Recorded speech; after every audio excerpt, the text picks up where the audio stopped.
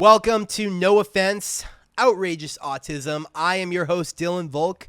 I am an author, public speaker, social media personality, and last but not least, I do indeed have high-functioning autism. And if you can't tell yet, just wait until you get a taste for my unique ways of viewing the world. All right, so tonight I'm going to talk about predictions for the 2020s. But first, before we get there, I want to cover the topical news story. Don Lemon. So there's a clip of him on CNN with Rick Wilson, and they're kind of mocking middle America. All I want to say about this is two things. The first thing, let's examine the actual joke that Don Lemon was laughing about. The joke was that Donald Trump couldn't find Ukraine on a map if there was the letter U and a picture of a physical crane next to it. The joke is just not that funny, okay? How has no one pointed this out? I mean, and I'm not defending Donald Trump. I'm just defending comedy here. Like, that is a very predictable kind of grandfather joke. The joke is just not that funny, all right? But the other thing I want to say about Don Lemon is what I've always thought about Don Lemon, which is that I think I know why he has that job on CNN. Don Lemon, there's nothing unique about him, and I'm talking aesthetically and sonically. Yes, I use the word sonically. The way he sounds and the way he looks, the way he presents, there's no quirks about him. Like, he's just totally generic. Like, he doesn't have any unusual mannerisms. His voice, and I'm talking strictly the sound of his voice, is completely indistinguishable. Like, if you were trying to do an impression of Don Lemon, you would have a really, really hard time. He's not someone that you could just do an impression of, because, like, what would you impersonate? He's like a mannequin, isn't he? And I think that is why he has that job at CNN as an anchor, because CNN is the most mainstream of mainstream networks, right? It's the ultimate mainstream network. And Don Lemon is like the ultimate mainstream person. Don Lemon's voice is like if your GPS was trying to provide you a voice to like navigate you, and they had to pick like generic male voice, you know? That's what I've always thought about Don Lemon. And I'm shocked that no one else is pointing that out. God damn it. So it's 2020, and when the new year came, I was really excited because this is not just any new year, right? It's a new decade. And I kept hearing everybody say Happy New Year this New Year's, and I kept reminding people very fervently. I was like, hey, excuse me, it's Happy New Decade. I was like scolding people, like, hey, come on. Because when you say Happy New Year and you don't acknowledge and you don't change it because it's 2020 instead of every other year in the middle of the decade, that shows that you're not paying any attention, doesn't it? And it shows that you're not putting any thought into what you're saying. Therefore, it shows you're being disingenuous, in my very not snobby opinion. But no, it's a new decade, and I'm very happy about that. And I am all about predictions for the new decade. And I have searched high and low, and I've looked far and wide at predictions from many, many different political perspectives, many different walks of life, many different sources, whether it's blog posts or TV shows or YouTube podcasts. I've looked at everybody doing anything on predictions because I'm obsessed with this topic. Pretty much the only consistent thing I've noticed is that nobody's predictions are good. Everybody, from no matter what walk of life they are, there are no positive predictions for the next decade. Now, what does that say just in itself? Part of what I'm doing here tonight is actually a public service, because I've noticed this weird trend in my own life where when I predict that something bad is going to happen, a lot of times it doesn't. Like, if I think something bad might happen and I say it and I say, oh man, this bad thing is going to happen. I know it. I already know this bad thing is going to happen. A lot of times it ends up not.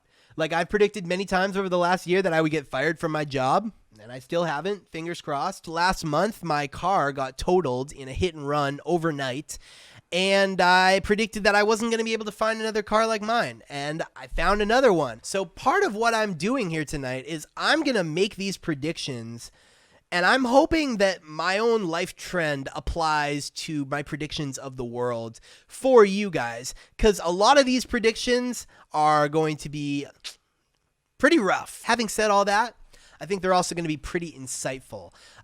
Some pretty fire predictions are about to come at you, so buckle up. The first thing I see really changing is the internet.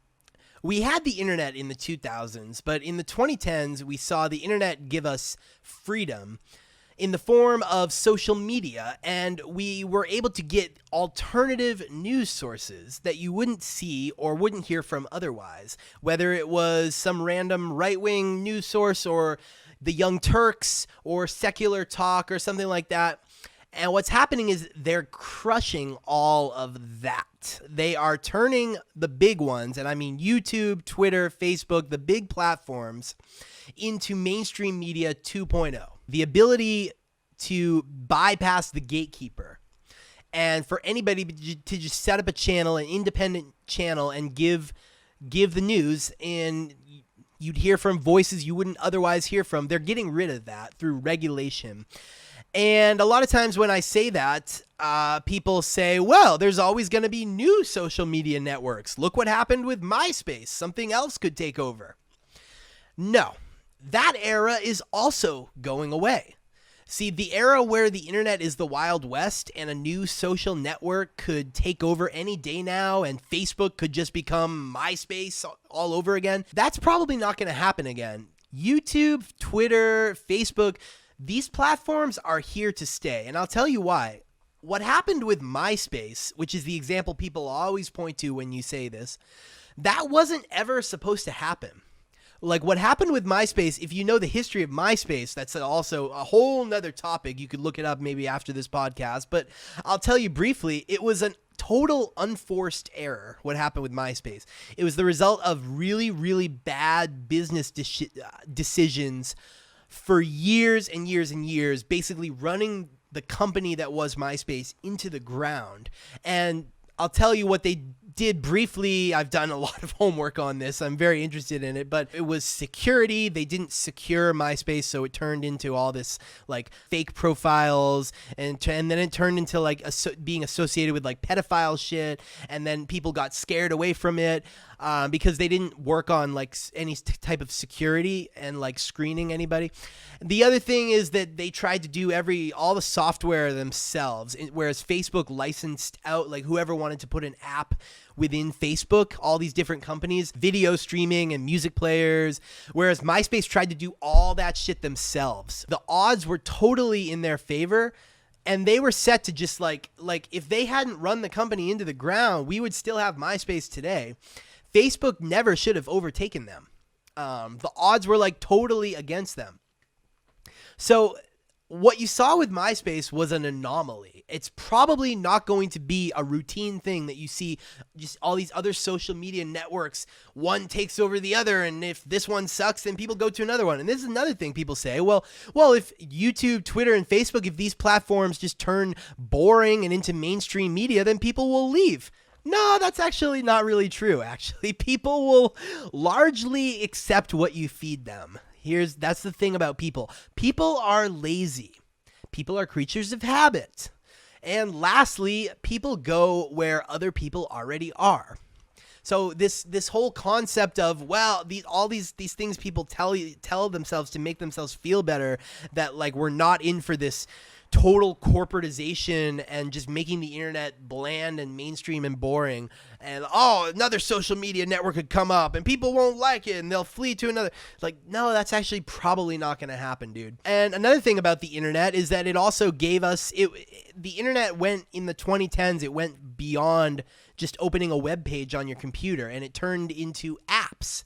So you have Uber, Lyft, Airbnb, now you don't even think of that as the internet, but it is the internet. The thing is, Uber and Lyft, Airbnb and stuff like that, they depend on a very high level of trust. I mean, think about it. I know that they're based on like a user network and user reviews and feedback and whatnot, but at the end of the day, you're still getting into a stranger's car. You're still staying in a stranger's house. And I see Uber, Lyft, Airbnb, and these kind of apps falling victim to some kind of public safety outcry scare. And then it's going to turn into like people are scared to use Uber because like, oh, people are getting kidnapped through Uber, or people are getting kidnapped through Airbnb, and oh my God, this happened and you can't trust these apps anymore. And I see them people kind of jumping off the bandwagon and getting scared away from these apps.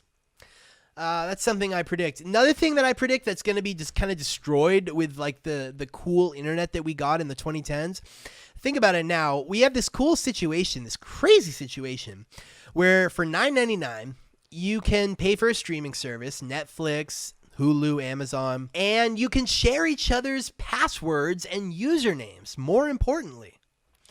And I see that going away really quickly. I think that they are probably working behind closed doors so hard on a way to figure out and determine like who you are and make it so that only you can use your login and password. And like, because theoretically right now, there doesn't need to be more than one login and password for any of these platforms. Netflix, Amazon, Prime, they're going to figure out some way to identify you so that people can't share passwords anymore. Because here's the fundamental principle that underlies all of the few things I just said. Anything that is not being made better is going to get worse. Anything that is not protected eventually gets detected. Some more technological predictions. When it comes to smartphones, I feel like at this point, like, what else can they do? I mean, smartphones, we're at peak smartphone. We've been at peak smartphone for a while, actually. Now I feel like they're to the point where they're fixing what's not broken when it comes to smartphones. If you notice, they're making it so that you don't have to like touch it. And they're making it so everything is done with swishy motions. Like I was at the Verizon store the other day, and the guy was telling me, oh yeah, the future is it's all these motions. You don't have to touch anything. You can just go. Like, I don't want to go. I don't mind pressing a button. Like, there's nothing wrong. I don't mean to sound like a boomer or anything, but there's something very logical and something very precise. Maybe that's why it appeals to my autistic mind, that I like just like pressing a button. I don't need to do these swishy motions. Like, you're fixing what's not broken. Like, smartphones are great the way they are. I think we reached peak smartphone, and I would say like 2016, 17, 18. And now we're at 2019, 20, and like it's like stop. It's like stop. Just leave it right there. I wish we could just press pause, okay? Like, they don't need to get any better. They're good. But, of course, they have to keep evolving it somehow, and so that's what they're doing. Everything is going to go... Now, another thing, I predict there's going to be such a backlash against all of this technology that there's going to be like a hot new, like the iPhone of the 2020s. There's going to be this phone that comes out that only calls and texts people. And it's going to start selling like hotcakes because people are going to be like, oh my God, a phone that isn't like a mini computer.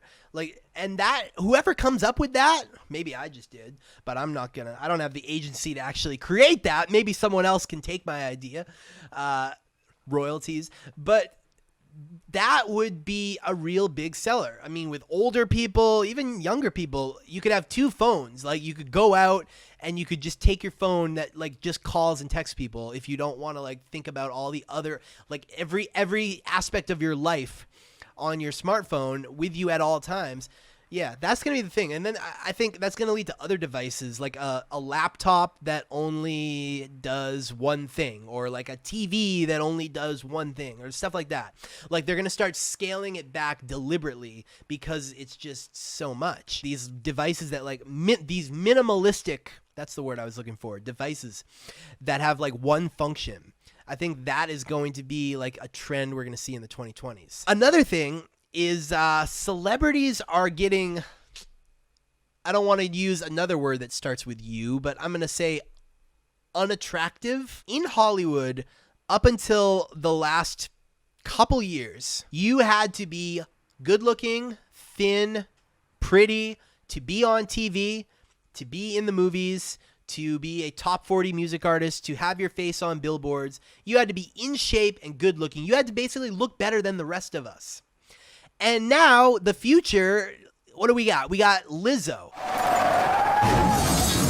And we're seeing that promoted as like famous people.